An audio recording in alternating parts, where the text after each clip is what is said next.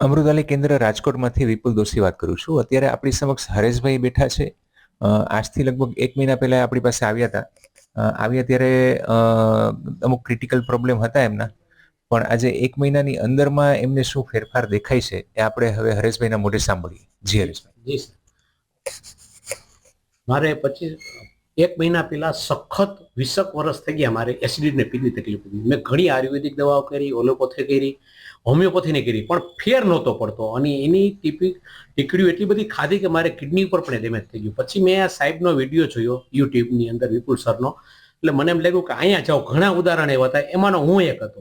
હું સાહેબને મળ્યો અને મને પેલા ટેમ્પરરી 8 દિવસનો કોર્સ આપ્યો કે બરોબર લાગે છે, ના સાહેબ ફેર પડે છે. એટલે પછી આખો મહિનાનો કોર્સ સમજો કે આ પીવો અને કાંઈ તકલીફ પડે તો કહેજો ફરીથી.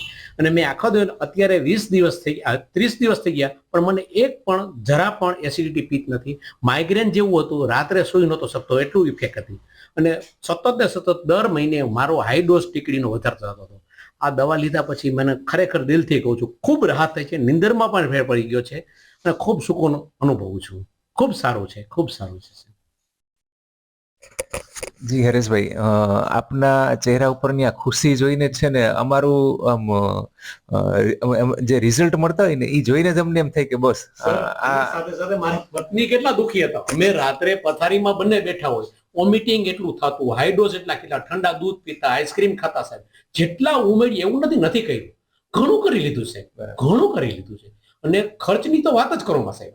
આપની જે ખાલી દવાના પૈસા લ્યો છો એની સામે કંઈ નથી સાહેબ, કંઈ નથી. એટલે જે એક મોટા આશીર્વાદ મળ્યા સાહેબ આપના, ખરેખર સાહેબ. એટલે હું મારા જેટલા સાહેબ કોન્ટેક્ટમાં છે બધાને હું આપનો ફોટોગ્રાફ આપીને મોકલું છું કે જે કઈ શરીરની તકલીફ હોય પેલા વિપુલ સરને મળી લેજો. ખરેખર સર, આજે 3 જણાને કીધું છે એ આવશે બે દિવસ. આના માટે તો સૌથી પ્રથમ તમારો ખૂબ ખૂબ આભાર હરેશભાઈ. હું આમાં નિમિત્ત બધું સાહેબ સારા કરીએ. બિલકુલ બિલકુલ બિલકુલ.